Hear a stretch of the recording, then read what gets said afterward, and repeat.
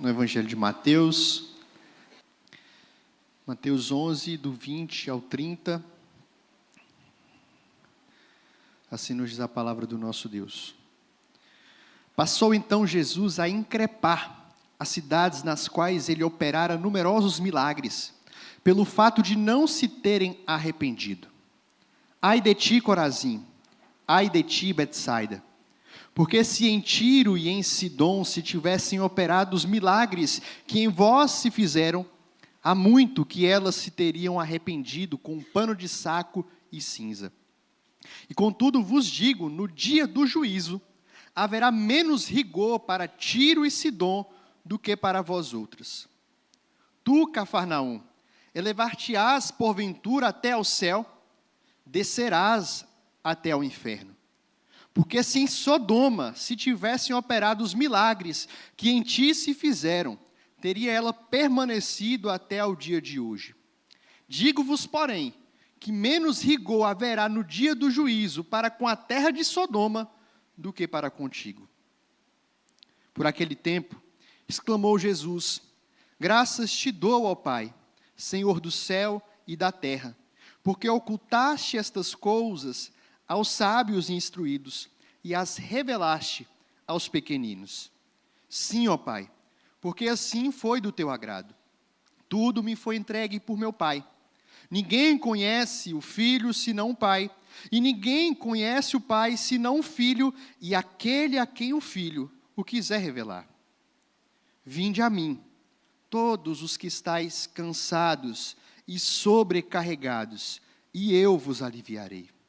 Tomai sobre vós o meu jugo, e aprendei de mim, porque sou manso e humilde de coração, e achareis descanso para a vossa alma, porque o meu jugo é suave, e o meu fardo é leve.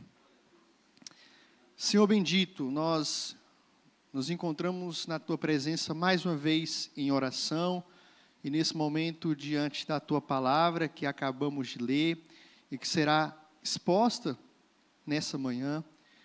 Por misericórdia, o Senhor possa falar aos nossos corações.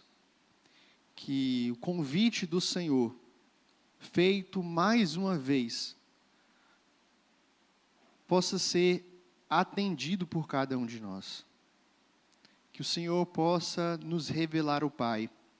Que o Senhor possa abrir os nossos olhos para contemplar e sermos capazes de atender e obedecer o chamado do Senhor. É no nome precioso de Jesus que nós oramos, confiados no Deus que fala. Amém. O que é que você espera de Jesus? O que é que as pessoas esperam de Cristo? Essa é uma pergunta que precisamos fazer, porque o que nós vemos por aí são as pessoas pintando a imagem de um Jesus, a sua própria imagem e semelhança. O que as pessoas esperam e querem de Jesus é um Jesus que caiba na sua caixinha. É um Jesus que sirva aos seus projetos pessoais. É um Jesus que vai passar a mão no seu pecado, na sua cabeça. É um Jesus que é amor. É um Jesus que é bondoso, é um Jesus que é misericordioso e que chama para perto, mas sem que para isso você tenha que mudar de vida. Ele te aceita do jeito que você é e você pode seguir a Cristo. Será que é isso que nós podemos e devemos esperar de Cristo? Como? O que esperar de Jesus? Em certo sentido, para entender e para saber o que esperar dele, nós precisamos conhecê-lo.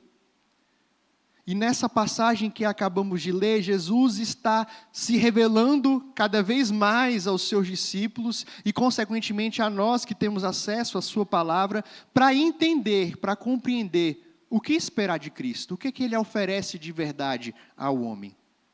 Para entender essa passagem, nós precisamos levar em conta dois aspectos que fazem parte do contexto aqui. Primeiro, uma passagem que não está relacionada a Mateus, quando nós encontramos lá em Lucas capítulo 10, esse mesmo texto, esse mesmo momento em que Jesus traz esse juízo a essas 3 cidades, ela se dá logo depois que os discípulos, eles retornam daquela missão que nós vimos lá no capítulo 10. Jesus tinha ordenado os seus discípulos para irem de 2 em 2, pregando as ovelhas perdidas da casa de Israel. E então os discípulos voltam, e é nesse momento, depois de receber o relato dos discípulos, de como foi essa missão, que Jesus então passa a tecer esses comentários. Então tem esse pano de fundo aqui. Um outro pano de fundo está relacionado com o que nós ouvimos no domingo passado à noite, com a mensagem do pastor Ronildo, a respeito do questionamento de João Batista sobre Jesus. João Batista estava preso por causa da pregação do Evangelho, e ele questiona, manda perguntar, será que Jesus é realmente o Messias prometido, ou a gente tem que esperar outra pessoa? João, ele estava em dúvida, porque ele não conseguia visualizar tudo o que o Messias tinha que fazer em Jesus. Ele via os sinais, ele via as maravilhas, ele via a pregação, mas, por exemplo, a parte do juízo estava faltando. Eu estou aqui preso por causa do Evangelho, Jesus não vai fazer nada, não. Então, nesse sentido, nós temos aqui também essa sessão como uma resposta àquilo que João Batista questiona a Jesus.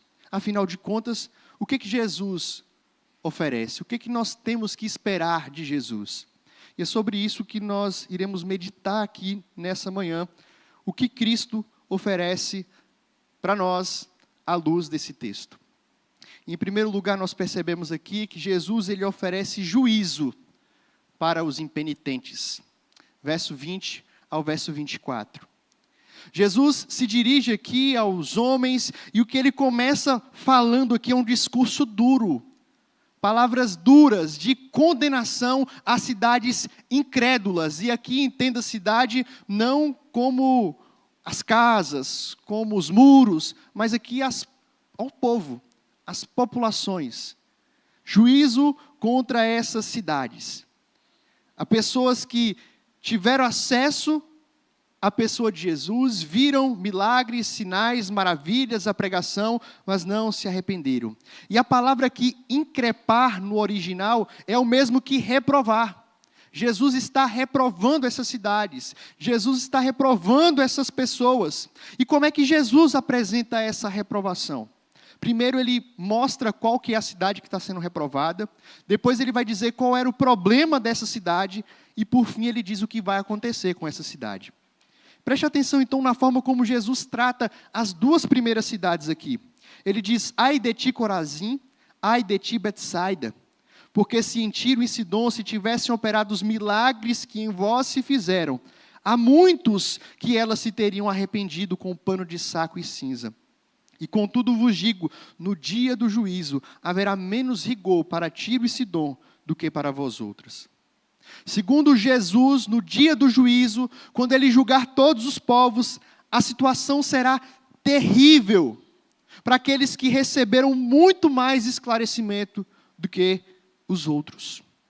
Corazim e Betsaida eram cidades que ficavam próximo a Cafarnaum, cidade onde Jesus se estabeleceu e de onde ele desenvolveu ali o seu ministério, ficava na região da Galileia. Foram cidades onde Jesus passou por muitos momentos, onde Jesus realizou milagres, onde Jesus pregou, onde Jesus realizou sinais. Mas qual foi a reação dessas cidades diante daquilo que Jesus estava fazendo, diante do ministério de Cristo?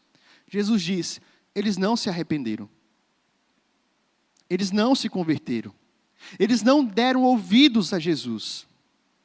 Lembre-se que tanto na mensagem de Jesus, como do próprio João Batista, que estava preso, eles pregavam a necessidade que o homem tem de arrepender dos seus pecados. Arrependei-vos, porque é chegado o reino de Deus. Essa era a mensagem pregada por Cristo, por João Batista. A entrada no reino, usufruir dos benefícios do reino, da vida eterna, como nós cantamos aqui, é precedida por arrependimento, por abandono de pecado, por reconhecimento de nossa natureza e a mortificação dela. Ao passo que aqueles que não se arrependem, aqueles que não se reconhecem como pecadores, aqueles que não abandonam seus pecados, recebem do Senhor juízo. E o que Cristo diz aqui é que no dia do juízo haverá mais rigor para essas cidades que ouviram, que receberam, que tiveram a presença física de Jesus ali, do que Tiro e Sidom. Jesus cita aqui 2 cidades fenícias, ou seja, 2 cidades gentias, de gente que não era povo de Deus, de gente que era reconhecida como modelo de idolatria, de paganismo, de impiedade. Eram cidades que o povo judeu olhava assim, ali só tem o que não presta. Ali não tem gente boa. Ali, como Jonas tinha aquela sensação e aquele sentimento por Nínive, de que em Nínive só tinham miseráveis pecadores que mereciam a condenação do Senhor, o mesmo sentimento havia por parte dos judeus a Tiro e Sidom. Era modelo de impiedade, de perversidade, de idolatria. E o que Cristo diz aqui é que se os milagres que ele realizou tivessem sido realizados lá, as pessoas, os moradores daquela cidade, teriam se arrependido, com pano de saco e cinza. E essa expressão aqui, pano de saco e cinza, são elementos que expressam humilhação, quebrantamento. Citei aqui o exemplo de Nínive, quando Jonas prega lá em Nínive, e acontece o que ele não queria, os moradores de lá se arrependem, do mais velho ao mais novo, rico, pobre, homem e mulher, todos se vestem de pano de saco e cinza, se humilham diante do Senhor. Reconhecem a sua condição e se rendem ao Deus misericordioso. Jesus disse que se eu tivesse feito o que eu fiz no meio de vocês, eles teriam se arrependido. Aquele lugar que era rejeitado pelos judeus, desprezado pelos judeus, não era por Cristo. E Cristo mostra que aqueles homens, Cristo sabia, tinha mais propensão, tinha um coração mais aberto para receber o Evangelho do que o próprio povo de Deus. João relata isso muito bem quando diz que Jesus veio para aqueles que eram seus, mas eles não receberam. E a gente tem relato, por exemplo, da mulher Ciro-fenícia, que foi curada, o famoso relato quando ela pede a Jesus que atenda ao seu favor, e Jesus diz, olha, eu não posso dar alimento para os cachorrinhos. E aquela mulher com fé diz, mas Senhor, até os cachorrinhos comem das migalhas que caem da mesa. O Senhor age com favor com aquela mulher, que era gentia, que era daquela terra rejeitada pelos judeus. Marcos vai dizer que Jesus tinha discípulos naquela região de Tiro. Ou seja, Jesus já tinha conhecimento que naquele lugar, a obra dele iria prosperar. Mas o texto segue com Jesus reprovando aqui mais uma cidade. Dessa vez, a cidade que ele morava, a cidade de Cafarnaum. E qual que era o problema de Cafarnaum aqui? Jesus pergunta, elevar-te-ás até aos céus? E o problema de Cafarnaum, queridos, era o orgulho.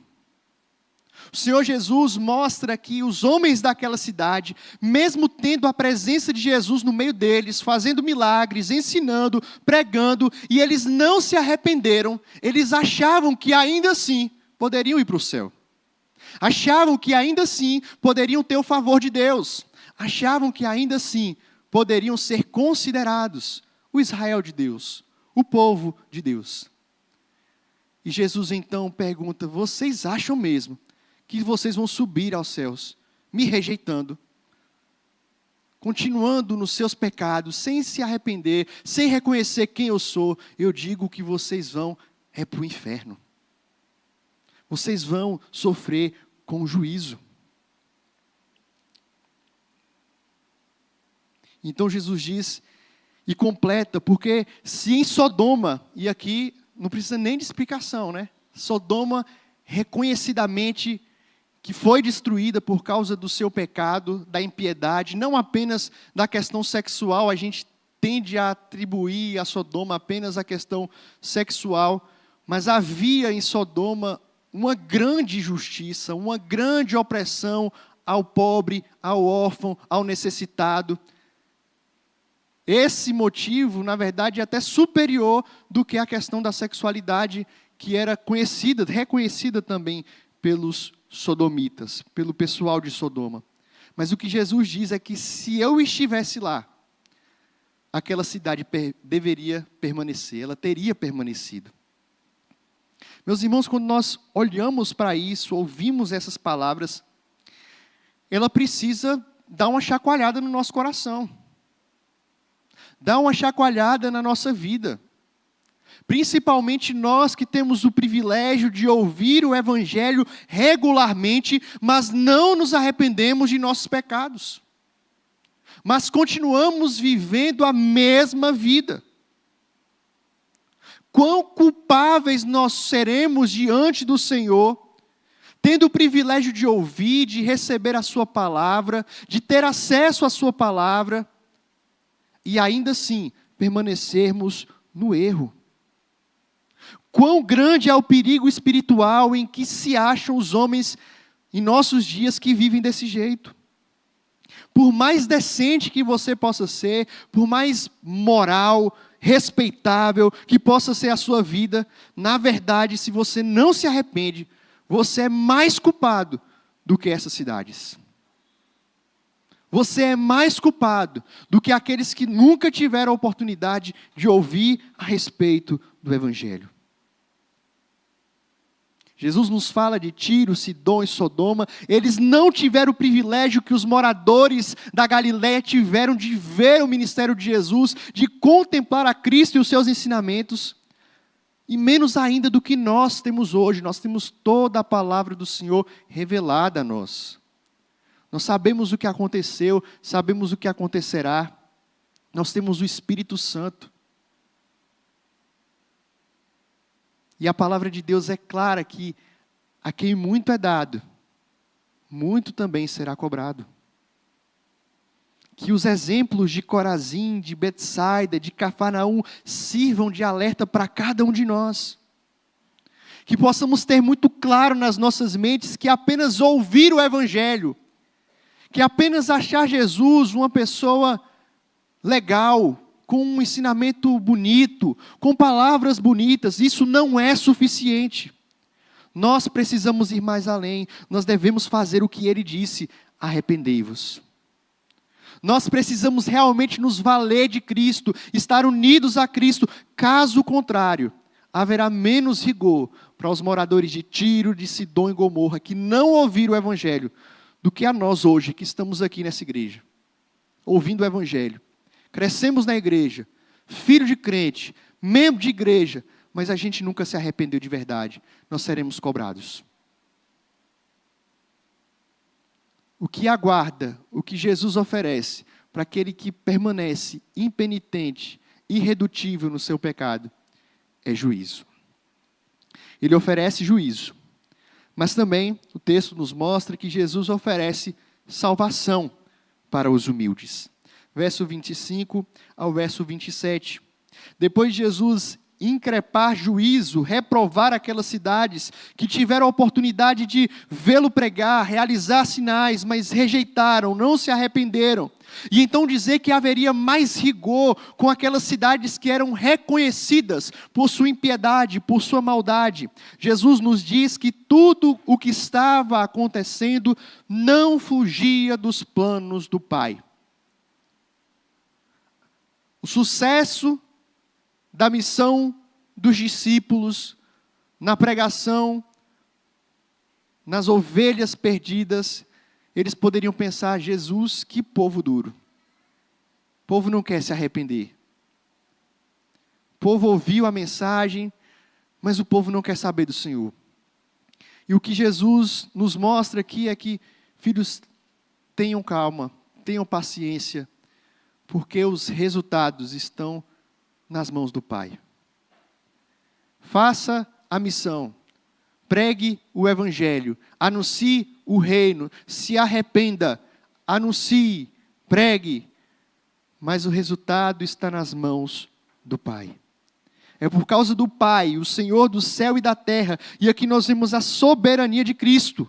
Porque nós temos pregado e anunciado que Cristo, Ele é o Rei que veio. Mas Jesus só é Rei porque Deus é Rei. Porque o Pai é Rei. E conferiu a Ele a autoridade no céu e na terra.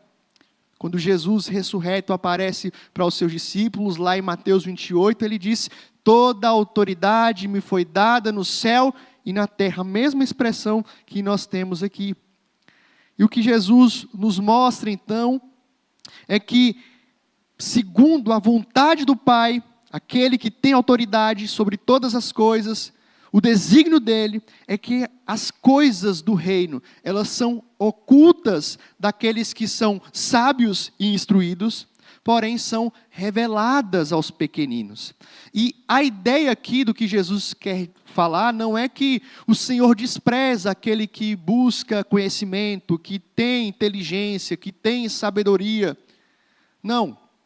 Aqui são, e Jesus está reprovando aqueles que são sábios e inteligentes aos próprios olhos. Aqui é uma referência direta aos religiosos da época, que se julgavam sabidos demais da lei, da religião, de Deus, mas viviam distantes, na verdade, da palavra, da vontade de Deus e do próprio desígnio do Senhor. Jesus condena aqui o orgulho intelectual. As pessoas que se acham porque sabem da letra, mas estão distantes de viver o que elas conhecem. Ainda hoje, Deus continua enchendo de bens os famintos e despedindo vazios ricos. O orgulho, queridos, fecha a porta da graça. Aqueles que se julgam grandes por seus talentos, virtudes, riquezas, poder e merecimentos, jamais poderão ser salvos, porque eles jamais se reconhecerão como necessitados.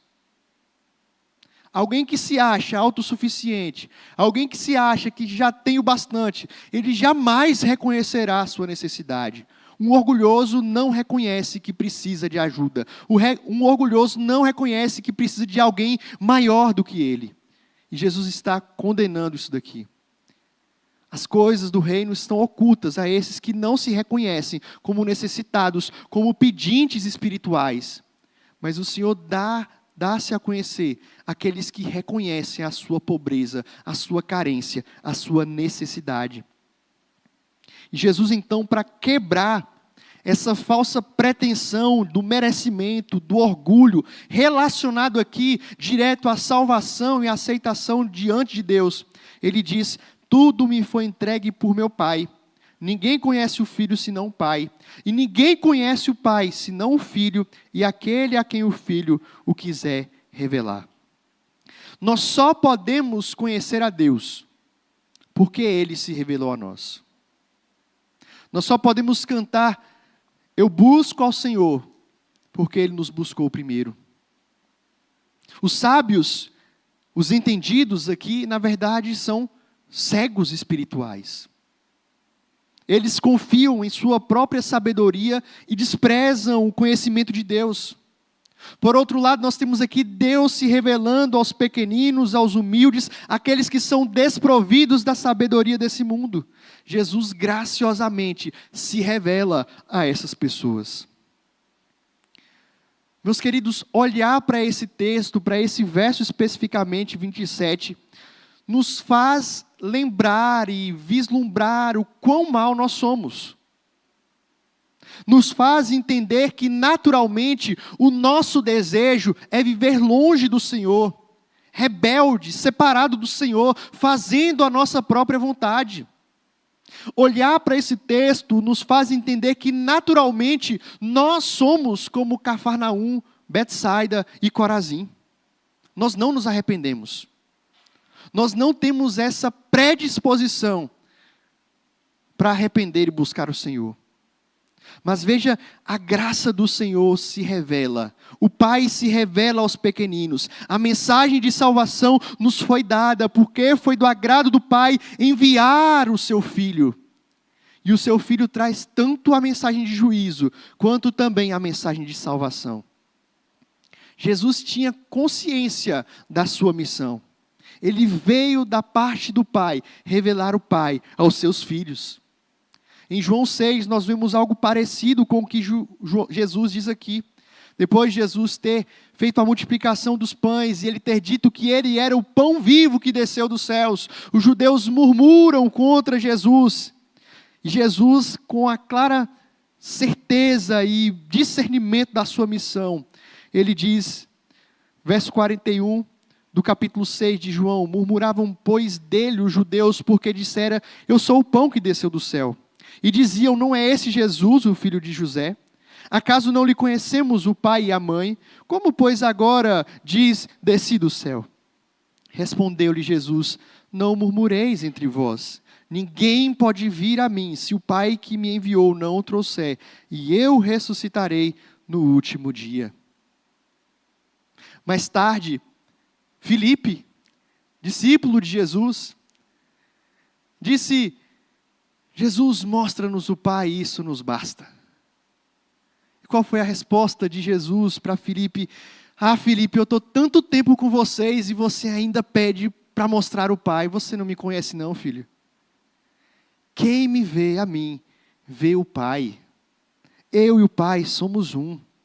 Perceba que em tudo isso Jesus está se apresentando, mostrando como aquele que é o caminho, a salvação para o homem. Não há outro caminho, não há outra solução, não há outra saída, não há outro alimento para a vida, não há outra fonte de luz a não ser Jesus Cristo. E Ele é quem se revela como Salvador a cada um de nós. Queridos, essa verdade precisa produzir em nossos corações tanto gratidão, porque a graça de Deus sendo revelada aqui, nenhum homem consegue ir até Deus por ele mesmo, sem que Cristo opere, sem que o Espírito aplique a obra em sua vida. Portanto, nós devemos ser agradecidos, saber quem Jesus é, conhecer a respeito de Cristo, as realidades do Evangelho, cantar isso com verdade e sinceridade. E isso não é fruto da nossa dedução lógica, isso é obra do Espírito. Você é agraciado, privilegiado, então agradeça a Deus por conhecê-lo.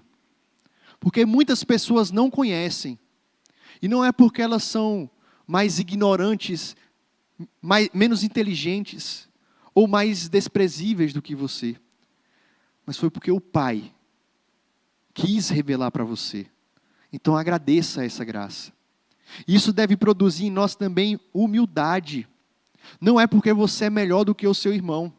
Não é porque você é melhor do que aquela pessoa que você vê na rua, que você vê na TV e faz tanta coisa ruim. E faz como aquele publicano, bate no peito e diz, como aquele fariseu, bate no peito e diz, olha, muito obrigado, Senhor, porque eu não sou como aquele pecador miserável.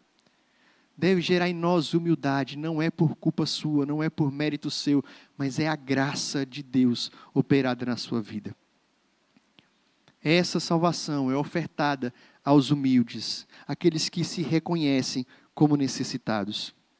Mas Jesus também termina nos mostrando que Ele oferece descanso para aqueles que estão cansados. Verso 28 a 30, uma seção que só encontramos aqui no Evangelho de Mateus, e talvez uma das porções mais conhecidas das Escrituras. Depois de mostrar que, e aqui, só esse texto já daria para fazer uma mensagem muito rica em cima disso, né? Mas não vou falar brevemente a respeito do que nós temos aqui. Porque depois de Jesus mostrar que as pessoas podem conhecer o Pai somente por intermédio dele, que somente em Jesus a verdadeira salvação, Jesus termina então essa sessão fazendo um convite. Um convite que ainda hoje é estendido. Venham até mim. Venham até mim. Jesus não convida as pessoas a irem a uma religião, irem às obras, irem à caridade, ou à penitência, ou ao sacrifício. Jesus convida, venham até mim. Venham até mim. E esse convite que Jesus faz também é direcionado a todos aqueles que estão cansados, sobrecarregados, aqueles que se sentem assim e que se reconhecem dessa forma. A palavra cansado aqui diz respeito a alguém que trabalhou, um trabalho manual pesado, e está cansada, fadigada de tanto trabalhar. Enquanto sobrecarregado aqui expressa estar sob uma carga pesada, levando um fardo pesado sobre os seus ombros de responsabilidade. Portanto, quando nós olhamos à luz do contexto aqui, Jesus dirigindo esse convite, ele é em primeira instância para aqueles homens que viviam naquela época e estavam com um fardo muito pesado da religião da época. Os fariseus que impunham uma obediência meticulosa, uma obediência restrita, exigência a coisas que nem mesmo a palavra de Deus ordenava, a tradições de homens.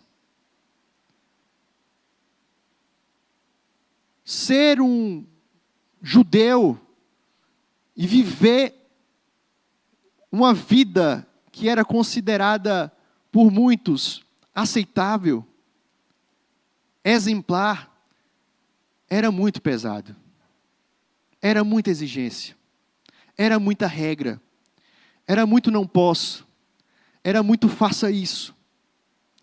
Porque se você não andar desse jeito, se você não fizer isso, se você não cumprir isso, se você deixar de fazer isso, você não vai ser abençoado, você não vai ser aceito por Deus, você não vai ser salvo. E as pessoas viviam pesadas, as pessoas viviam cansadas, as pessoas viviam sobrecarregadas, esmagadas, por causa de inúmeras regras e mais regras.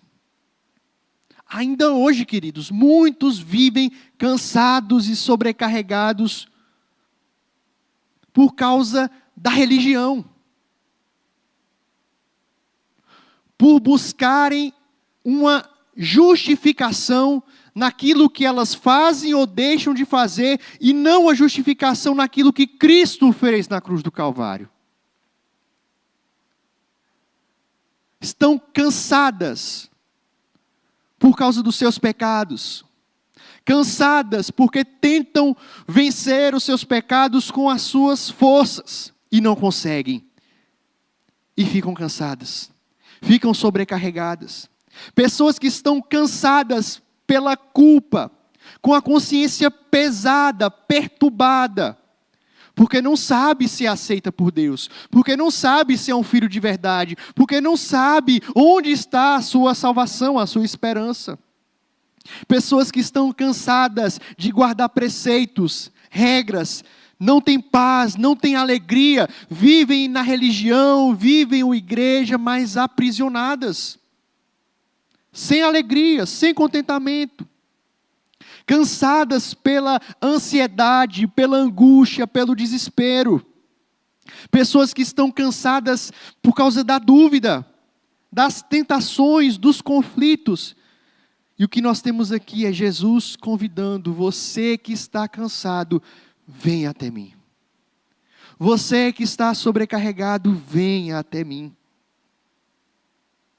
E o convite de Jesus é diferente do convite dos religiosos da época. E dos nossos dias também. Não é venham até mim e eu vou te mostrar o que você tem que fazer e deixar de fazer.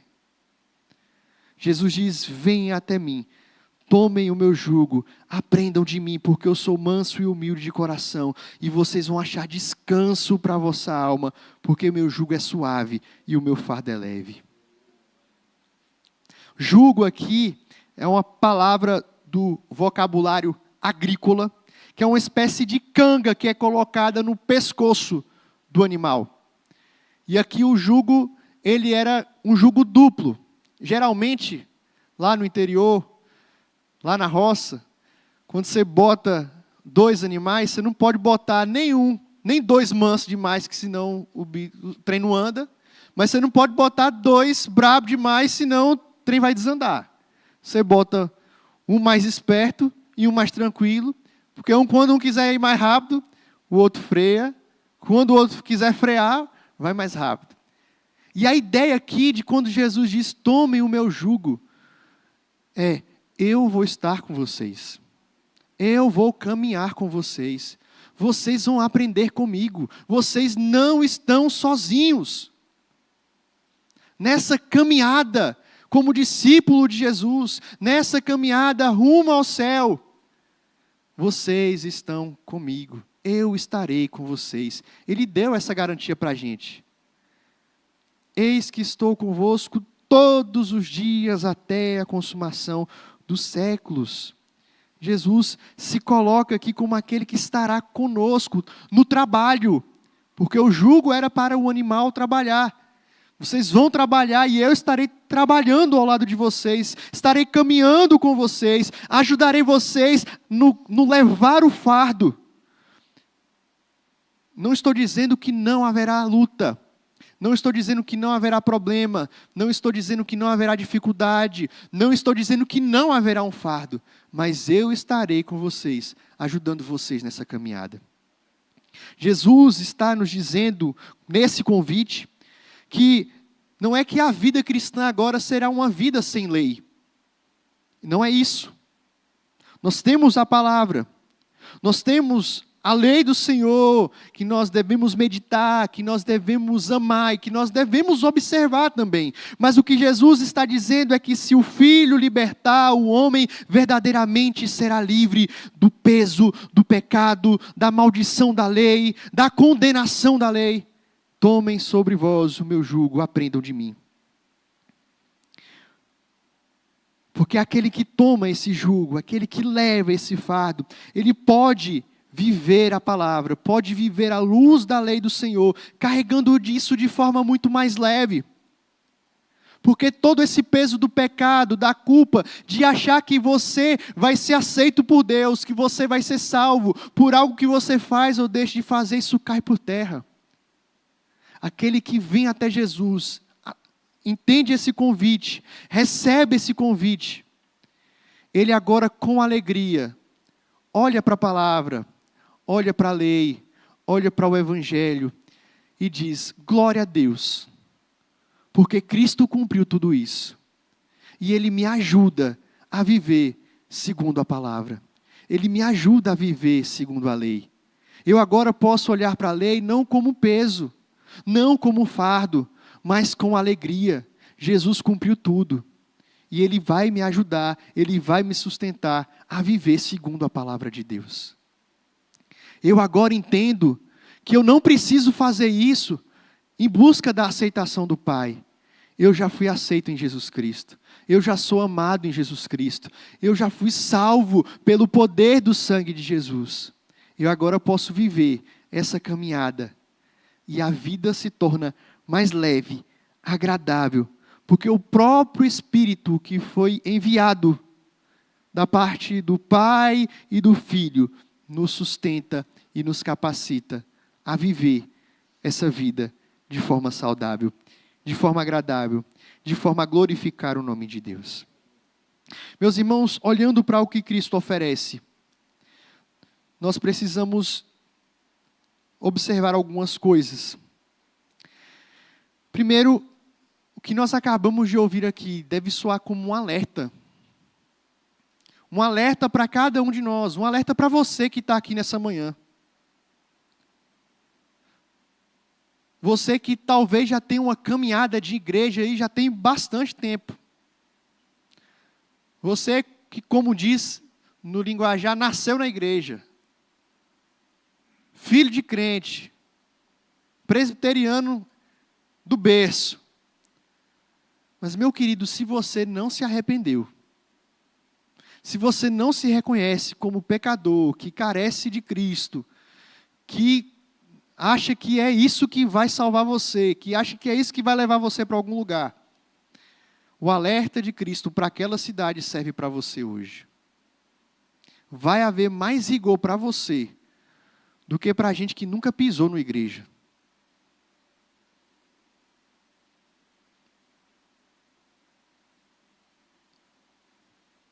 O fato de termos o privilégio de ouvir, de conhecer o Evangelho, deve ligar o alerta de que isso também é uma responsabilidade. E o convite do Senhor para você nessa manhã é: arrependa-se. Arrependei-vos. Porque enquanto você seguir a vida, achando que o que vai te levar aos céus, o que vai te levar a Deus, é você estar aqui, é você vir todo domingo, é você entregar um dízimo, é você se batizar, é você vir aqui professar a fé da boca para fora, é você deixar de fazer isso e fazer aquilo, você estará cansado, sobrecarregado, porque viver em função de cumprir regra, obedecer regra, deixar de fazer coisas, achando que isso vai te dar alguma coisa, só vai dar mesmo cansaço, fadiga e juízo da parte do Senhor. Arrependa-se. Reconheça-se. Se reconheça como pecador. Afinal de contas, a salvação ofertada pelo Senhor, ela é ofertada àqueles que se reconhecem tão somente, como pessoas necessitadas desse Deus de graça. Peça ao Senhor que abra os seus olhos, que revele ao seu coração o Pai, que abra os olhos do seu coração para que você possa vislumbrar Jesus Cristo, para que você possa contemplar o caminho, para que você possa ver a porta aberta e entrar por ela. Caso contrário, se Ele não fizer isso, você continuará cego para essa realidade. O Senhor nos convida todos aqueles nessa manhã que estão cansados, que estão sobrecarregados pelo peso do pecado, pela culpa, pela angústia, por uma vida de mera religiosidade, de mero cumprimento de obrigações, a lançar sobre ele todo senso de autojustiça, todo senso de autopromoção, todo orgulho, todo pecado, todo medo, toda angústia, e receber o fardo leve, o fardo suave do Redentor Jesus Cristo.